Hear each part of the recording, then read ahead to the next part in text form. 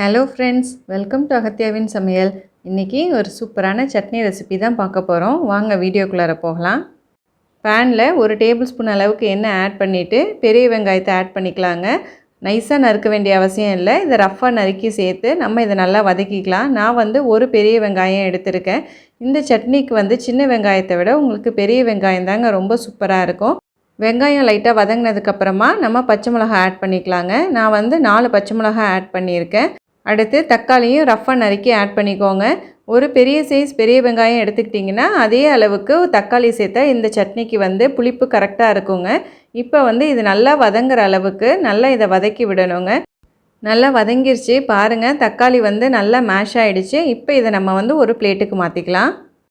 ஒரு பாத்திரத்தில் பாதி அளவு தண்ணி ஆட் பண்ணி சுட வச்சுருக்கேன். கத்திரிக்காயை இந்த மாதிரி நல்லா கீறிட்டு உள்ளார புழு ஏதாவது இருக்கான்னு செக் பண்ணிக்கோங்க. இப்போ இதை நம்ம தண்ணியில் ஆட் பண்ணி நல்லா கொதிக்க விட போகிறோம்.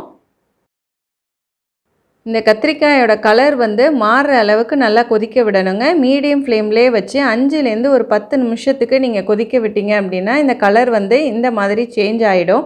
இப்போ கத்திரிக்காய் நான் சின்னதாக சேர்த்துருக்கேங்க. இதை கரெக்டாக சொல்லணுன்னா 3 பெரிய கத்திரிக்காய் நீங்கள் கணக்கு வச்சுக்கலாம். ஒரு பெரிய வெங்காயம் ஒரு தக்காளிக்கு நல்லா பெரிய சைஸாக 3 கத்திரிக்காய் எடுத்துக்கோங்க. கத்திரிக்காயோட கலரும் மாறி லைட்டாக அந்த தோல் சுருங்கியிருக்கு பாருங்கள். இந்த மாதிரி நல்லா மாறினதுக்கப்புறமா நம்ம ஒரு பிளேட்டுக்கு மாற்றி ஆற வச்சுக்கலாம். ஏற்கனவே நம்ம வதக்கி வச்சுருந்த வெங்காயம் தக்காளி பச்சை மிளகாவை ஒரு மிக்ஸி ஜாரில் சேர்த்துட்டு இப்போ இந்த சட்னிக்கு தேவையான அளவு உப்பு சேர்த்து தண்ணி ஊற்றாமல் நல்லா நைஸாக அரைச்சி எடுத்துக்கோங்க. இப்போ நம்ம வேக வச்ச கத்திரிக்காயை ஆட் பண்ணிக்கலாங்க. இந்த சட்னி கொஞ்சம் கொரகொரப்பாக தாங்க அரைச்சி எடுக்க போகிறோம். அதனால தான் நான் முழு கத்திரிக்காயை அப்படியே சேர்க்காம சின்ன சின்ன பீசஸாக கட் பண்ணி சேர்த்துருக்கேன்.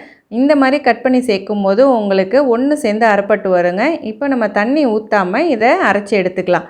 பாருங்கள், நான் இந்த மாதிரி நல்லா கொரகொரப்பாக அரைச்சி எடுத்துருக்கேன். இது சாப்பிட்றதுக்கு உங்களுக்கு ரொம்ப நல்லா இருக்குங்க. இல்லை உங்களுக்கு நைஸாக வேணும்னா நீங்கள் நைஸாக கூட அரைச்சி எடுத்துக்கலாம். இப்போ இதை தாளிச்சிடலாங்க. 2 டீஸ்பூன் எண்ணெய் ஆட் பண்ணிவிட்டு எண்ணெய் நல்லா சூடானதும் 1/2 டீஸ்பூன் கடுகு உளுந்து சேர்த்துக்கோங்க.